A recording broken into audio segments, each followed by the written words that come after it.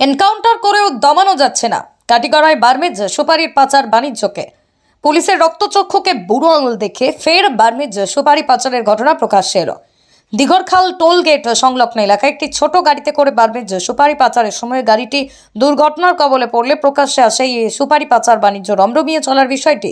এই পাচার বাণিজ্য যে মাফিয়ার জড়িত তাদের নামও প্রকাশ্যে এসেছে। তারা হলেন জুনাইদ আহমেদ বাড়ি কালাইন বটপাড়ায়, মস্তু আহমেদ কালাইন দিঘাবর তৃতীয় খণ্ড, জাকির আহমেদ লাহমালি জগদীশপুর চতুর্থ খণ্ড, আব্দুল আহাদ জানকী বাজার, আবু বকর জগহপুর, আজার মেহমুদ চৌধুরী জগদীশপুর, মুর্তাজা আহমেদ লাঠিমারা, হুসেন আহমেদ সিদ্ধিপুর, মলিক উদ্দিন চেরাগী বাজার, রাজু আহমেদ চেরাগী বাজার, মুর্তজা আহমেদ মজুমদার বাহার উদ্দিন গুমরা সরসপুর, বদরুল হক ওরফে হীরা বাড়ি লাঠিমারা চরাগী বাজার এবং মহবুবুর রহমান বাড়ি লাঠিমারা চরাগী বাজারে।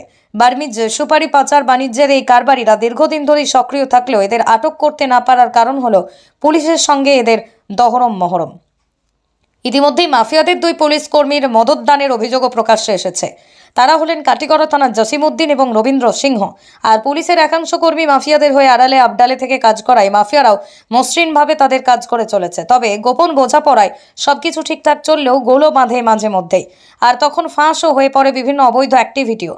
গত শুক্রবার এমনটাই হয়েছে। দিঘরখাল টোলগেট সংলগ্ন এলাকায় একটি ছোট গাড়ি দুর্ঘটনার কবলে পড়লে ফাঁস হয় বার্মিজ সুপারির পাচার বাণিজ্য। ওই দিন দুপক্ষের মারপিটে উত্তপ্ত হয়ে পড়ে কালাইন, অবরোধ করা হয় জাতীয় সড়ক, ভাঙচুর করা হয় তিনটি গাড়ি। দুপক্ষের মারপিটে গুরুতর আহত হয়ে বর্তমানে হাসপাতালে চিকিৎসাধীন তাহিরুল আবদিন তালুকদার নামের এক যুবক।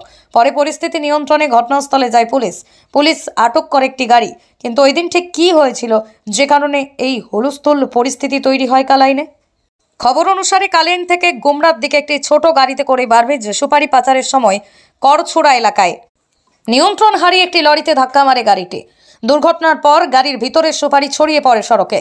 ওই সুপারিগুলো লুট করতে শুরু করেন কিছু মানুষ। তখন স্থানীয় কিছু মানুষ সহ ছোট গাড়িতে করে যারা সুপারি নিয়ে যাচ্ছিলেন তারা বাধা দেন। এতেই দুপক্ষের মারপিট শুরু হয়ে যায়। মারপিটের খবর ছড়িয়ে পড়তেই ব্রাহ্মণ গ্রাম থেকে বহু মানুষ ঘটনাস্থলে জড়ো হতে থাকেন।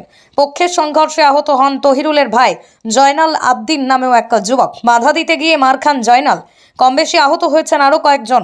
ভাঙচুর করা হয় তিনটি গাড়ি। খবর পেয়ে ঘটনাস্থলে যায় কালাইন ও গুমরা পুলিশ পরিস্থিতি নিয়ন্ত্রণে আনে। তারা আটক করে একটি গাড়ি। স্থানীয় বাসিন্দারা অভিযোগ করেন দুর্ঘটনাগ্রস্ত গাড়ি থেকে সুপারি লুট করার ঘটনাকে কেন্দ্র করে এই ধুন্ধুমার কাণ্ড ঘটে যায়। ওই রাতেই এত বড় মারপিটের ঘটনায় পরদিন ঘটনার মোড় ঘোরানোর কসরত শুরু হয়ে যায়। তাহিরুলের ভাই জয়নাল কালাইন থানায় এজাহার দিয়ে অভিযোগ করেন দুর্ঘটনাগ্রস্ত গাড়ি থেকে তিনটি গাড়িতে করে আসা মানুষ কিছু একটা ছিনতাই করার চেষ্টা করেন। বাধা দিলে তার ভাইকে তারা মারপিট করেন। এজাহারে সুহেল আহমেদ, রুবেল আহমেদ, লুতুর আহমেদ, শাহরুল ইসলাম, নিয়াজ উদ্দিন ও বাহার উদ্দিনকে অভিযুক্ত করা হয়।